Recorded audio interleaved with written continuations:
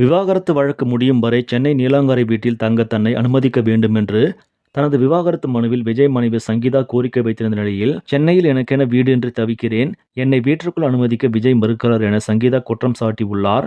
தமிழகத்தில் விரைவில் சட்டசபை தேர்தல் நடைபெற உள்ள நிலையில், அரசியல் பணிகளில் ஈடுபட்டுள்ள புதிய கட்சியான தமிழக வெற்றிக் கழகம் மற்றும் அதன் தலைவர் விஜய் தொடர்ந்து பல்வேறு விமர்சனங்களை சந்தித்து வருகிறார். குறிப்பாக கரூர் சம்பவம், சிபிஐ விசாரணை, ஜனநாயகன் சென்சார் பிரச்சினை, மனைவி விவாகரத்து என தவேக தலைவர் தொடர்ந்து வழக்குகளையும் குற்றச்சாட்டுகளையும் சந்தித்து வருகிறார்.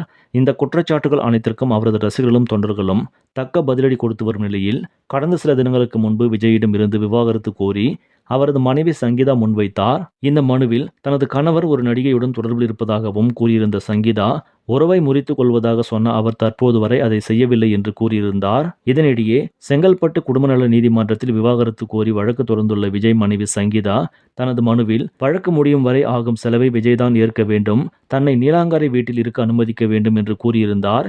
ஏற்கனவே விவாகரத்து வழக்கில் விஜய் குறித்து பல்வேறு அதிர்ச்சிகரமான கருத்துக்களை தெரிவித்திருந்த நிலையில், சங்கீதா புதிய குற்றச்சாட்டை முன்வைத்திருக்கிறார்.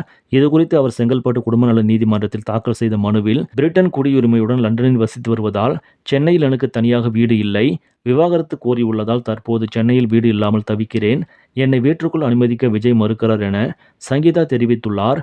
மேலும், தவேக தலைவர் விஜய் தங்கியிருக்கும் வீட்டில் எனக்கு சரிபாதி பங்கு இருக்கிறது, விவாகரத்து முடிந்து வேறு வீட்டிற்கு செல்லும் வரை நீலாங்கரை வீட்டில் அனுமதிக்க வேண்டும், நீலாங்கரை வீட்டில் அனுமதிக்க கோரினால் வழக்கறிஞர் மூலமாக விஜய் தரப்பினர் மிரட்டுகிறார்கள், ஏற்கனவே தாக்கல் செய்த முதல் மனுவில் நியாயமான ஜீவனாம்சம் கோரியுள்ளேன், அந்த வீடுதான் தங்களது திருமண வாழ்க்கையின் முக்கியமான இல்லமாக இருக்கிறது, அதற்கு மாற்றாக சமமான வசதி கொண்ட மற்றொரு வீடு வழங்கப்பட வேண்டும் என்று கூறியுள்ளார். சங்கீதாவின் இந்த பரபரப்பு மனு தற்போது முக்கிய செய்தியாக இடம்பெற்றுள்ளது.